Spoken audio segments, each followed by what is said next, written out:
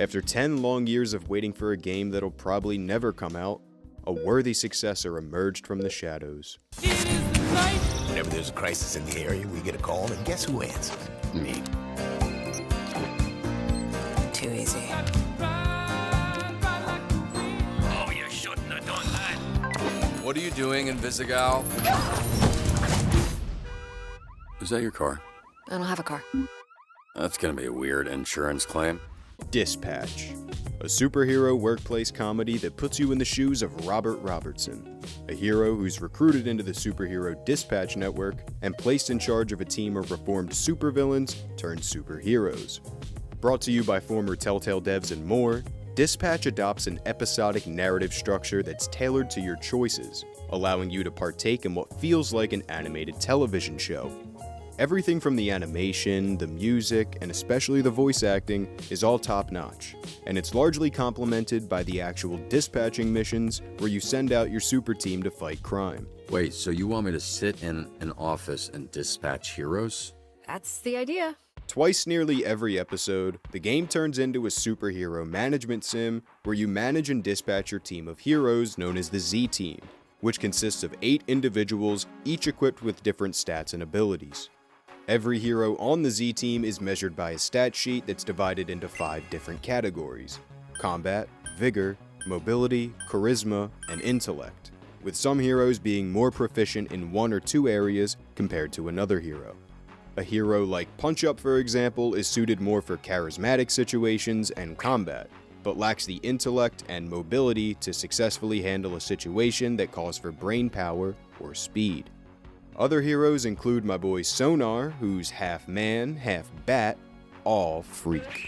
He's a Harvard graduate and one of the smartest heroes on the Z-Team, despite his crippling cocaine addiction.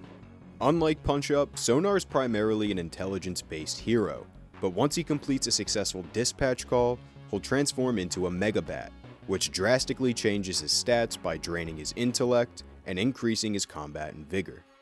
Every hero on the Z-Team has some unique gameplay gimmick, and I especially like Prism's illusion ability, where she can sometimes duplicate a hero she's sent out on dispatch with, replicating either some of said hero's stats, or all of them, if you decide to send her in for training. Successful dispatches also yield XP, and if a hero earns enough XP, they'll be granted a skill point, which can be exchanged to increase a hero's base stats. Unsuccessful dispatches, however, can injure your heroes, causing them to underperform on future dispatches. Injured heroes also run the risk of being downed for a remainder of a shift if sent on another unsuccessful dispatch. As a whole, the dispatching system is well thought out and really fun to play around with, as it not only complements the narrative, but gives each scene in each episode the necessary room to breathe. Sonar, you alright? Why are you sending a distress call when you haven't left the building? Could you send a locksmith downstairs? What happened? Coop seduced me. Other than dispatching, the game is heavily reliant on player choice, and there's some tough choices you'll be forced to make in dispatch. With the release of episodes 7 and 8, the entire game is now at your disposal. Having completed and digested my first playthrough, I want to celebrate what Ad Hoc Studio built with Dispatch, and illustrate why this phenomenal experience succeeds as not only a video game, but also as an animated television show. As far as spoilers for the story and choices go, I'm going to keep it light this time around, but when we do venture into some major spoiler territory, I'll be sure to let you know. Now, without further ado, let's talk some Dispatch, shall we?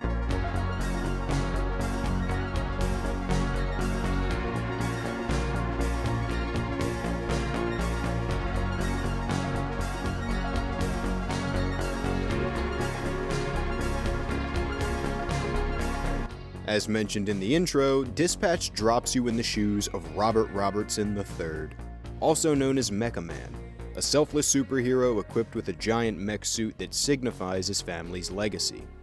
Voiced by Aaron Paul, Robert's a very likable protagonist because he's a dog lover, he's double-jointed, and he lacks real superpowers. But in spite of that harsh truth, Robert's still revered as a hero and chooses to be one.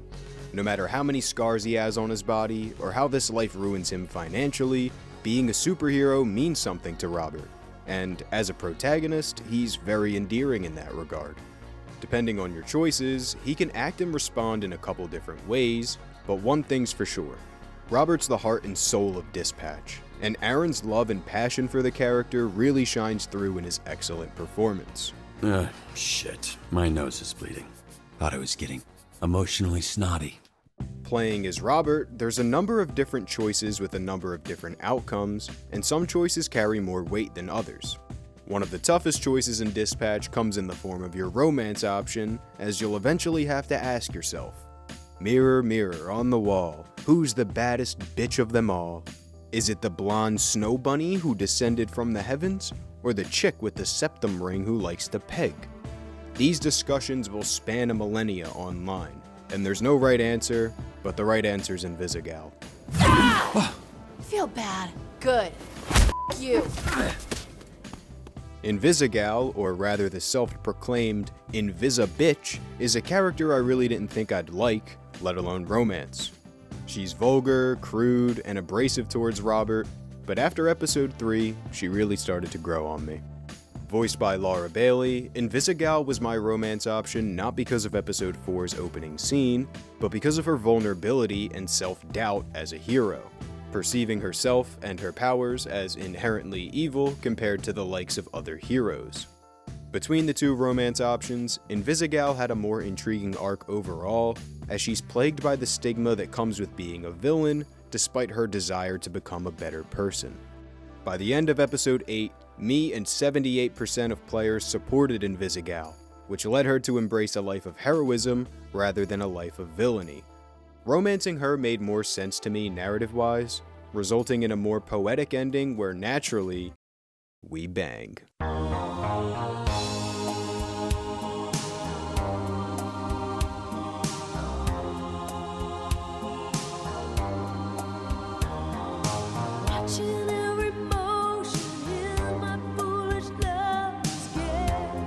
Regarding other characters that populate the world of Dispatch, almost every character stands out uniquely in their own right.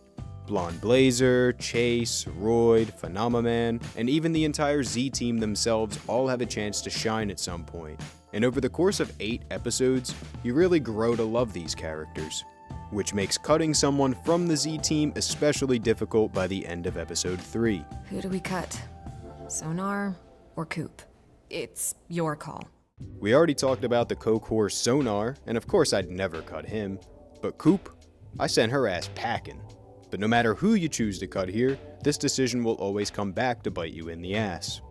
As for right now, the Z-Team's down another hero, and the decision to add another candidate comes in the following episode, as we're presented with 2 possible candidates. There's Phenomenon, a depressed version of Superman who suffers from a broken heart after Blonde Blazer dumps him. And then there's Waterboy, a timid janitor at SDN who has the ability to make things moist. Between the 2 candidates, normal people look at Waterboy and see a liability, but I saw potential. Obviously, choosing Waterboy grants him more plot relevance, but also opens the door for a heartwarming scene where you can see how much Robert wants to see him grow into a real superhero, and by extension, me as the player. Even though his stats were complete and utter dog shit, the trade-off was being able to shape him into any kind of hero I wanted. On the other hand, there's also choices that impact the story in smaller ways, like your first interaction with Flambe, where you have the option to throw water or alcohol on him, resulting in either him losing a tooth, or he burns off his eyebrows for the remainder of the story. If you wish to keep this next part of the game a mystery, I recommend you skip to this timestamp so I don't spoil anything major for you. I never had a dad. I know. What that's supposed to mean? You told me one time you didn't have a dad. Huh? Another small choice allows you to be honest with the Z-Team, and you're presented with an opportunity to reveal your identity as Mecha Man. If you tell the truth, Flambe attempts to unalive you, but Gollum and my dude Waterboy, who's spitting water up at Flambe, mind you, steps in to protect you. The consequence for choosing this option results in Flambe calling out sick for your next dispatch. It's little things like this that add up and make for a memorable experience akin to the Telltale games of old, where smaller choices contrast with the bigger choices. And one of the biggest choices in Dispatch is how you handle the game's antagonist, Shroud. Shroud's responsible for a lot of Robert's mental anguish, and consequently, because I gave him the real and fake astral pulse at the end of episode 8, I was granted an opportunity to unalive him. Now my gut told me to spare him, keep on keeping on as righteous Robert, but as soon as I saw Shroud holding my boy Beef like a piece of meat, he was cooked right then and there. Having covered some major choices throughout the game, just know there's more choice options I didn't talk about, and I can't wait to jump back in, start all over again, and see what else I missed. What the fuck is this, Robert? You said you wanted the Astropulse. I gave it to you. One of those is it. They look fucking identical, Robert. Dispatch in its entirety was a wild ride from start to finish, and the ending itself was a fucking riot. Just an absolute hell of a conclusion that leaves you salivating for more. What Ad Hoc Studio accomplished here with Dispatch is nothing short of phenomenal, and what they crafted was a game full of heart that deserves your time and attention. In a world that's oversaturated with superhero shit, Dispatch is a fun surprise that fills the choice-based narrative void, and as far as a second season goes, I'd absolutely love to see more. Dispatch is easily one of the greatest games of 2025, and I had a lot of fun talking about it. But now, I want to hear from you. What are your thoughts on Dispatch? What kind of choices did you make throughout the story? Are you Team Blonde Blazer or Team Invisigal? Phenomaman or Waterboy? And what the hell did you do to Shroud? All things pertaining to your choices, I want to hear about. So don't be shy and share your experience with Dispatch in the comments below.